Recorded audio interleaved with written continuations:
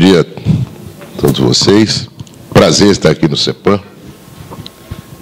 Meu amigo Lobo Neto faz um trabalho que dá muita satisfação a todos nós, o governo e aqueles que são beneficiados, né, os gestores públicos municipais beneficiados por esse trabalho.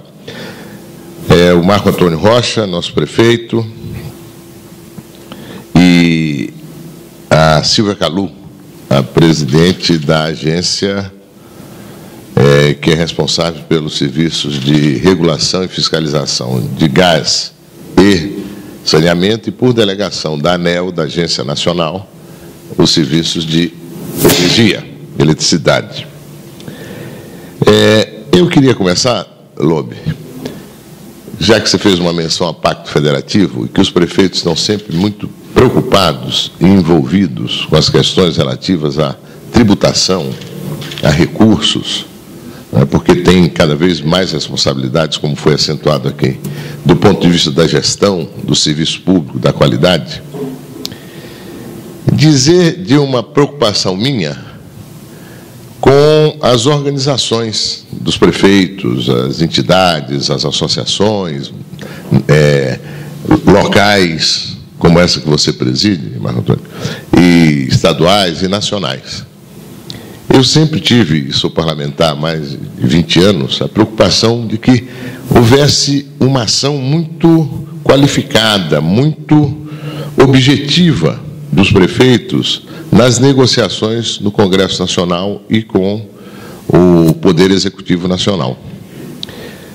Eu quero dizer a vocês que eu tenho uma certa resistência quando eu vejo muito essas coisas das marchas, das grandes reuniões, das ovações, das promessas e dos resultados negativos. O governo federal tem um poder de alterar a questão tributária sem lei. Tem um poder de alterar a captação de recursos, digamos assim, através de taxas, através de emolumentos, através de impostos, de alíquotas, que a gente não consegue acompanhar adequadamente. E eu sempre sugeri aos prefeitos, às direções das entidades, que contratassem uma entidade como contratasse ou recorressem a uma entidade como o CEPAM, ou como a Fundação Getúlio Vargas, ou como a USP, para que fizesse um acompanhamento mais objetivo dessa questão e colocassem ideias que poderiam ser discutidas, criando um fórum com o Congresso Nacional e com o Executivo. Mas ainda não evoluímos. Vou dar um exemplo para vocês.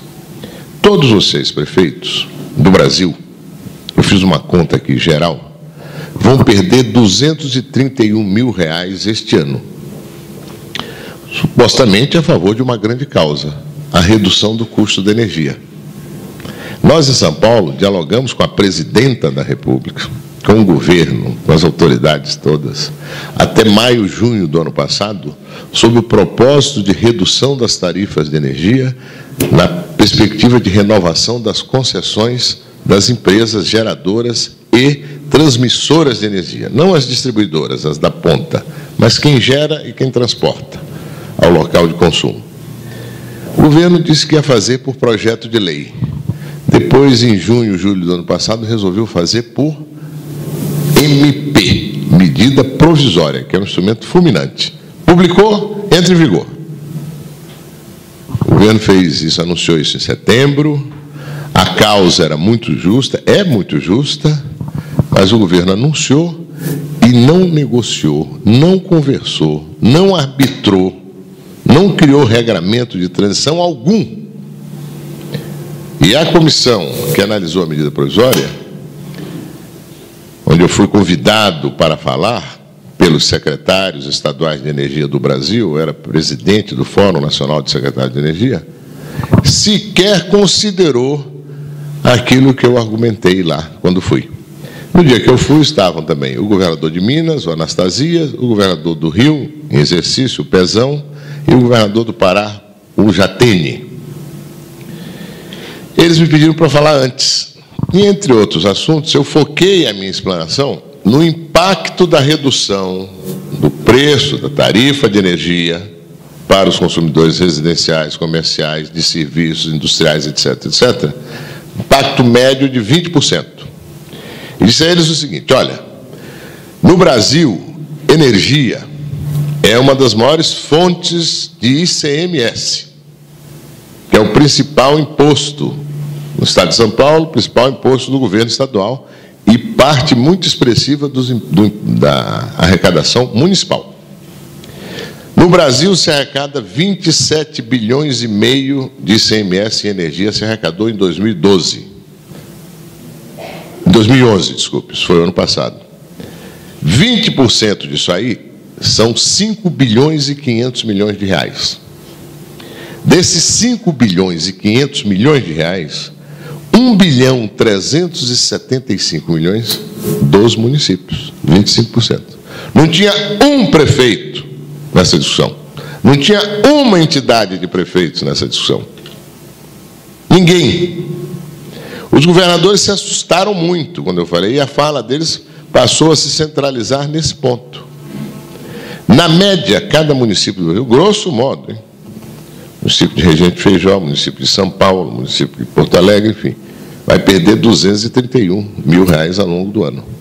Feijó certamente menos, São Paulo mais. Os estados, para vocês terem uma ideia, São Paulo perde 1 bilhão e 200 milhões, o Paraná 400, o Rio 600. Mas o que isso tem a ver comigo? Claro, tem tudo a ver. Foi feita uma reforma tributária da qual vocês não tomaram... Tomar conhecimento, alguns até tomaram, mas não teve uma ação propondo um regramento de transição. O governo federal age de forma autocrática, discute com ninguém, e o parlamento se mostra inerte também nessa discussão, infelizmente. Cadê uma regra de transição? Não estou comparando com nenhuma conotação política, mas quando se fez a Lei Candir, os estados foram em cima do governo federal e tiraram uma compensação. Vamos perder no ICMS aqui com essa Lei Candir, vamos compensar de algum modo. E começaram a pôr no orçamento todos os anos, você participou disso. Atualmente já não tem mais compensação, mas durante muitos anos teve. Então, é preciso, essa questão de pacto federativo é isso. A essência do pacto federativo, a atribuição de poderes da esfera federal, estadual e municipal, tem a ver com a questão tributária, impositiva, imposto. E o governo tomou uma decisão dessa em silêncio. É claro que está havendo uma recuperação do preço da energia, porque está tendo geração muito cara de energia pelo uso das térmicas, etc. Mas não importa. O que importa é que uma boa ação, uma excelente ação, redução do preço da energia, o governo federal empurrou a conta para quem? Para quem está aqui. E quem está aqui não foi a Brasília e diz, olha, essa conta aqui não dá para a gente absorver. Faz uma regra de transição aí.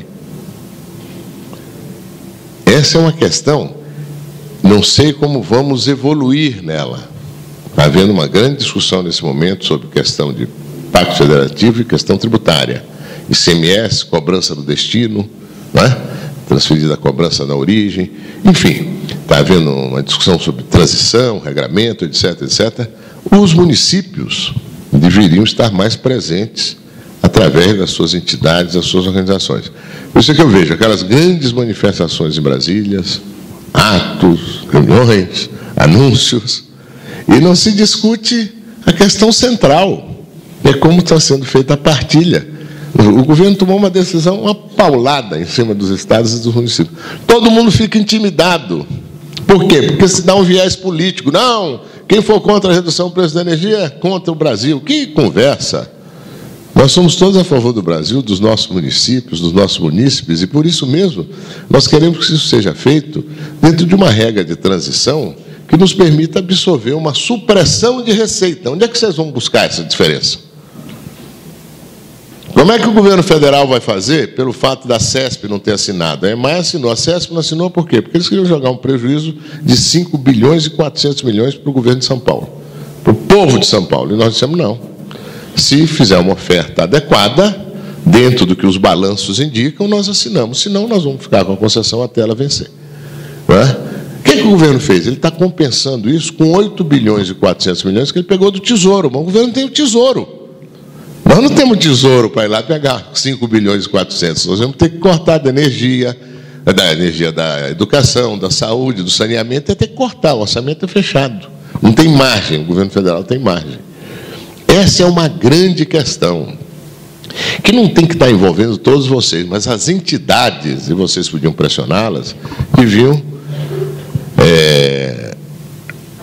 demandar mais o CEPAM e outras instâncias, outras instituições que podem colaborar para que vocês tenham reivindicações firmes, que possam ser assumidas e devem ser assumidas pelos representantes dos estados, que são os senadores, e os representantes das populações, que são os deputados federais.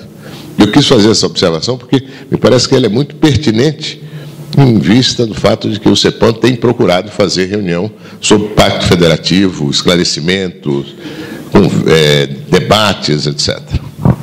E uma segunda questão, antes da terceira, é com relação ao café. Aqui tem algum município que produz café de forma expressiva? Brodowski está aqui, acho que tem um pouquinho de café lá em Brodowski, não é? Está dizendo que tem. Outro dia, semana passada, eu li uma matéria no jornal, um dos 3 jornais maiores aqui de São Paulo, que a Alemanha, ela importa 1 bilhão e 500 milhões de dólares de café do Brasil. É mais ou menos isso. Deve importar mais ou menos a mesma coisa do Vietnã. O Vietnã hoje é um grande produtor de café. Enfim, importa 3, 4 bilhões de café. Sabe quanto isso vira na mão deles? Mais de 60 bilhões de dólares. Eles gastam 3, 4 bilhões de dólares. Gastam não, investem 3, 4 bilhões importando, processam esse café, e a receita desse café é de mais de 60 bilhões de dólares. Marco Antônio, isso é um desafio e, ao mesmo tempo, uma preocupação. O Brasil, como é que o Brasil é mais associado no mundo, além do samba e do futebol? Ao café. O Brasil é um grande produtor de café, faz 200 anos. O maior produtor de café. Por que o Brasil não processa o café? Nós exportamos café em saca, em natura. O alemão pega o nosso café, mistura um pouco com o da vietnamita, põe mais um pouco não sei de onde, e manda para nós aquele sachêzinho bonitinho, engraçadinho, que custa 30 vezes mais do que o peso daquilo em café in natura. Ou 40 vezes mais. Por que o Brasil não faz isso? O Brasil está abusando do fato de Deus ser brasileiro, né? Porque como a gente tem minério, café, carne, né? Laranja, e perde essa dimensão, agregação de valor, né? Agregar valor, melhorar a qualidade do produto, competitividade. O governo dá incentivo para o consumo, mas não chega na competitividade. Incentivo para o consumo não melhora a competitividade. O que melhora a competitividade é incentivo no imposto. Um imposto que vai estimular a empresa a investir. As condições econômicas gerais também. O professor Nakano, que foi um grande secretário da Fazenda de São Paulo, fez um artigo há 2, 3 semanas atrás, fez uma declaração dizendo: olha, o Brasil vive uma situação que não dá para aguentar. Porque a demanda aumenta, está aumentando, o consumo está aumentando, o investimento está caindo. Porque se o consumo está aumentando, o investimento devia estar aumentando também. Mas o consumo está caindo e a inflação está subindo. Quer dizer, essa equação não fecha. Ainda bem que a presidenta chamou ele semana passada para conversar. Tomara que ele tenha conversado com ela. Não dá, esses artifícios na economia. O Brasil tem que investir mais. E aí, vou dizer a vocês uma coisa que São Paulo tem mais que os outros estados, essa capacidade empreendedora, realizadora, e tem que ter apoiamentos. Vocês precisam usar mais junto às pessoas que fabricam, que querem empreender, que querem desenvolver um negócio no município. Uma fundação que São Paulo tem, que recebe 1% de todo o ICMS do estado, chamada FAPESP. é uma das 5 maiores fundações de amparo à pesquisa do mundo. 1% de ICMS de São Paulo é mais de R$1 bilhão. Desses 1% aí, 0,25% ia para os municípios. Mas o grande governador Montoro determinou que fosse assim. E nós temos essa fundação que faz São Paulo estar à frente em várias áreas de conhecimento. Faz São Paulo, tem dezenas de empresas que já, centenas, milhares, que já se beneficiaram dos estudos da FAPESP. Então, se vocês tiverem um problema, um desafio para melhorar a produção, para melhorar um produto, aqui a Fundação tem todas as condições, até porque a FAPESP é aqui do lado. O diretor científico da FAPESP, que é quem analisa os projetos, é de Campinas, é o professor Brito Cruz, que é uma pessoa que está sempre antenada com isso. Ela financia pesquisa em nível de abstração e tal, mas financia também a pesquisa para melhorar a qualidade de um produto, ou de um componente de um produto. Façam uso disso. Eu fiquei muito impressionado, o Marco Antônio disse com clareza, o desafio crescente do gestor municipal. Não é? A população é cada vez mais exigente. Ela quer que esse recurso municipal renda cada vez mais. Bom, finalmente, o seminário aqui, eu gostei muito, primeiro, da apresentação da Fundação. A apresentação fala em capacitação, fala em gestão, fala em conhecimento. E é isso mesmo. A Fundação Faria Lima, muito bem administrada pelo meu amigo Lobe Neto, ela tem dado uma contribuição importante nessa área. Não podia ser diferente na iluminação pública. Nós temos aqui uma modesta contribuição da Secretaria, que é uma cartilha, ela é muito simples, né, mostrando o que determina essa deliberação da ANEEL. A ANEEL tomou essa decisão com base na Constituição, que determina que esse tipo de serviço deve ser absorvido pelo município, ou pelo menos gerenciado pelo município, e quais são as formas, e sobretudo aquilo que menos vai impactar o contribuinte municipal, para que esse serviço crucial continue sendo prestado com qualidade. Façam disso, e eu tenho certeza que vocês farão, uma oportunidade para melhorar o serviço de iluminação pública. Iluminação pública é segurança, iluminação pública é autoestima, iluminação pública valoriza o município, as suas referências principais da cidade, a praça, o monumento, o local daquilo outro, enfim, algo que o município queira destacar. E vocês terão em nós toda a parceria, a Fundação, a Agência de Saneamento, a Secretaria de Energia, um esclarecimento adicional sobre o que a Silvia falou com relação à regulação e fiscalização desse serviço. Todo serviço de concessão, toda privatização de serviço público, ela tem que ser regulada e fiscalizada. Eu sou totalmente a favor da privatização de vários serviços que já não faz sentido que fiquem sob a administração direta do poder público, ou da concessão desse serviço. Quando isso é bem feito, bem regulado e bem fiscalizado, o resultado é extraordinário. São Paulo tem essa rede de rodovias que tem, porque fez isso, não é? E fez com coragem, não é? Enfrentando a crítica vulgar, aquela crítica, mas vai ter pedágio. Bom, isso é parte da regra do jogo aqui, nos Estados Unidos, na França, na China, em qualquer lugar do mundo. Não é? O serviço de concessão tem algum custo, mas tem, em contrapartida, uma qualidade muito melhor do que tinha antes e um horizonte de ampliação, de crescimento, de agregação, que é muito importante. Então, os municípios, isso eu perguntei, tem ônus? Não tem ônus, isso está na conta. Em vez do município criar o seu próprio serviço, sua própria agência, faz um convênio com a CESP. E a CESP vai e cobra da CESP. Vou dar um exemplo claro aqui agora. Nós estamos fazendo a revisão tarifária da Sabesp. A Sabesp tem um determinado custo de elaboração e gerenciamento dos projetos. A CESP determinou ela cortar esse custo quase a metade. Quase a metade, é uma determinação da CESP. Claro que o pessoal da Sabesp não fica muito feliz, argumenta, contra-argumenta, mas se você reduz os custos previsíveis da empresa nos próximos anos, e desse modo que a CESP opera, e assegura a qualidade do serviço, você também reduz o índice de reajuste que você vai dar para a empresa. Então, regulação e fiscalização é fundamental para a qualidade e para o custo do serviço. Eu espero que vocês tenham uma ótima jornada aqui. Eu falei muito, e como falei muito, vou lembrar uma história do Mário Covas para vocês ficarem com bom humor ao final da minha fala. Eu era secretário de Ciência, Tecnologia e Desenvolvimento Econômico do Covas. E nós fomos a Sorocaba inaugurar uma faculdade dos padres.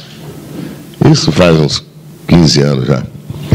E o Mário não queria ir, ele já estava meio adoentado e também não estava na agenda. Eu estava chegando do exterior no dia, ele falou, então, pressionaram ele muito, ele, tá bom, eu vou. Mas olha, entre o helicóptero pousar e o helicóptero sair, 1 hora. A gente sabia que era conversa, porque o Mário dizia isso, mas depois ele chegava, começava a conversar com as pessoas, tá? Aí demorava 2 horas. Mas esse dia ele não estava querendo mesmo ficar. Ele queria voltar. Aí fomos, nós fomos lá, tudo foi combinado com todo mundo. Passamos a palavra para o padre. O padre que ia fazer a fala inicial. Depois do padre falariam o prefeito, eu e o Mário Covas. Essa era a previsão. Aí nos puseram um conjunto de prédios bonitos e umas conexões entre os prédios que eram meio na diagonal. Então você ficava com o pé maior que o outro, né? Meio assim, já meio torto. E ficamos nós lá nessa posição. Aí o padre começou a falar sobre o ensino, o conhecimento, a filosofia, a matemática. Depois de uns 20 e poucos minutos, ele estava no Renascimento, século XV, XVI. Mário Covas, muitos aqui conheceram ele, o Mário Covas não dissimulava sentimento, né? Ele já se mexia, a cara dele estava inquieta, ele olhava, estava com bronca já. Aí eu mostrei para ele o relógio, ele, né? Tentamos alertar o padre, mas não teve jeito, ele foi embora. Quando já estava 45, 46 minutos, o prefeito, que era foi nosso colega da Câmara, Renato Amari, tinha um pacote assim de fichas de pessoas que ele queria anunciar, então ele pôs no bolso já. Ele disse, isso aqui eu não vou falar. Eu já chamei o cara lá e falei, eu não vou falar, esquece. O Renato vai falar só um agradecimento geral ao governador. Ele falou 53 minutos. Aí o Renato, deu a palavra para ele, o Renato falou, disse, olha, governador, muito obrigado pela sua presença, muito obrigado pela presença de todos, estou feliz por estar aqui nessa inauguração, bom dia. Aí passou a palavra para o Mário Covas.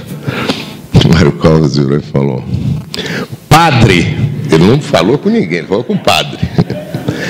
Quando eu comecei minha vida pública, eu li um livro e aprendi que tem 2 tipos de discurso, o longo e o bom, e passe bem. Foi embora. Abraço a vocês.